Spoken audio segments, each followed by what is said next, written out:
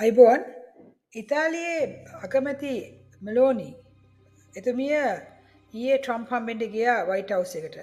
දැන් මේ අවස්ථාවේදී ඔවුන් කතා කරේ යුරෝපියන් යුනියන් එක සහ ඇමරිකා එක්සත් ජනපදය නැවත අර තිබ්බ වගේ එකතු කරන්නේ කොහොමද කියන එක ගැන.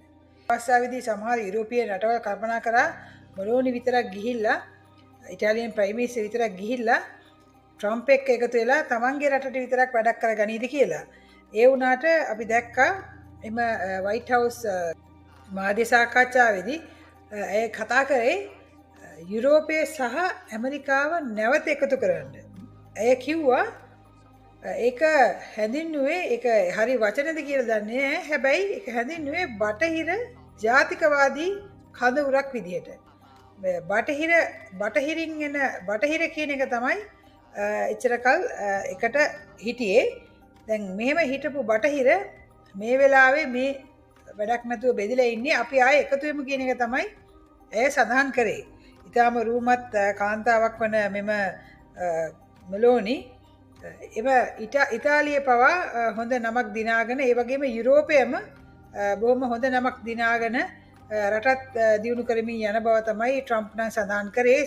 මේ අවස්ථාවේදී ට්‍රම්ප් ඉන්නේ බොහොම ටිකක් සලිත වෙලා මොකද හිතුව තරම් හොඳට මේ ට්‍රේඩ් වෝ එක ගියේ නැහැ.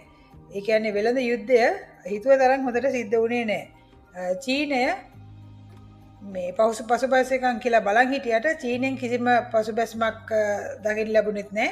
අනික් අතට රට ඇතුලේ ප්‍රශ්න ඇති වෙලා මේ ආර්ථිකය එහාට මෙහාට හෙලවුණා මිසක් හිතපු තරම් සාර්ථකව තමන් හිතපු විදියට පාලනය කරන්න හැකියාව ලැබුණේ නැහැ.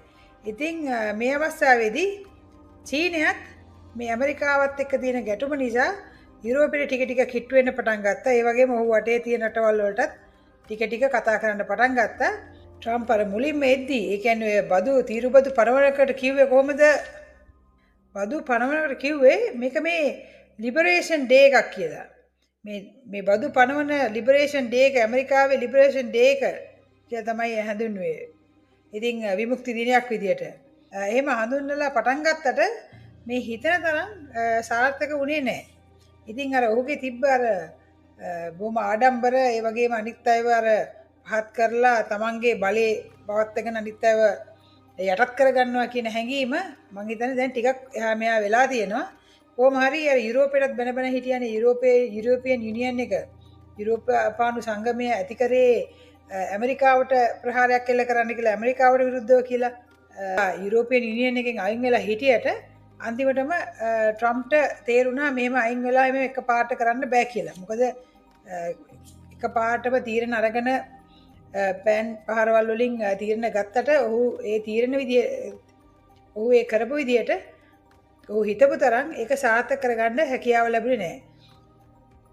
මේ නිසා වෙන්න ඕනේ මේ යුරෝපියන් යුනියන් එකේ නියෝජිතවරියක් වශයෙන් මෙම ඉතාලියේ ප්‍රයිම් මිනිස්ටර් ඉතාලියේ අගමැතිතුමිය වයිට් හවුස් එකට ගිය වෙලාවේ ඔහු බොහොම සාදරයෙන් පිළි අරගෙන ඒ වගේම වෙනදට වඩා හොඳට ගෞරවයෙන් කතා කරලා තිබ්බා. ඒ වගේම ඇගේ ආරාධනයත් පිළි අරගෙන තිබ්බා. ඒ ආරාධනය පිළිගෙන නැවත ඉතාලියට එන්නත් පොරොන්දු වුණා. ඒ වගේම ට්‍රම්ප් චාල්ස් රජතුමා ගැන එක්සත් රාජ්‍යයේ චාල්ස් රජතුමා ගැන හොඳ කියලා තිබ්බා. මේ මම හරිම කැමති කෙනෙක් කියලා. ඉතින් මට පේන විදියට ට්‍රම්ප්ට ටිකක් තේරලා තියෙනවා මේ බටහිර අතෑරලා එක පාටම ඕන හැටියට ඉන්දියාව අල්ලගෙන බටහිර අතෑරලා එයා හිතපු විදියට චීනෙත් එක්ක යුද්ධ කරලා කරන්න බෑ කියලා දැන් ටිකක් තේරලා තියෙනවා කියලා තමයි විදේශ මාධ්‍යයන් සඳහන් කරන්නේ. එහෙම තමයි. එතන අපිට තියෙන අනිත් ප්‍රශ්නේ තමයි දැන් මේ වෙද්දී ඉන්දියාව බොහොම හිතවත් ඉන්න ඇමරිකාව පැත්තට චීනේ තියෙන බිස්නස් ටිකත් ව්‍යාපාර ටිකත් අරගෙන චීනෙත් එක්ක ඇමරිකාවේ තියෙන ගනුදෙනු අඩු කරලා තමන්ට සහයෝගය තමන්ගේ රට දියුණු කරන්න උදව් කරයි කියලා ඔය අපල් වගේ සමාගම් ඇවිල්ලා ඉන්දියාවේ ආයෝජනය කරයි චීනේ අතාරී කියලා බලන් ඉන්නවා.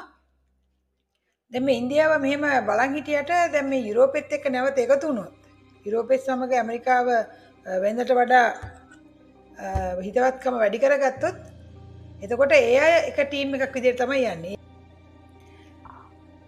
ඒ වගේ අවස්ථාවක දැන් බටහිර ජාතිකත්ව කඳවුර එකමුතු වුණොත් පෙර තිබුණා වගේ එතකොට මිත්‍රයෙක් විදිහට සලකපු ඉන්දියාවට වෙන්නේ ඉන්දියාවටත් එම බලය පතුරවන්න පටන් ගන්න පුළුවන්.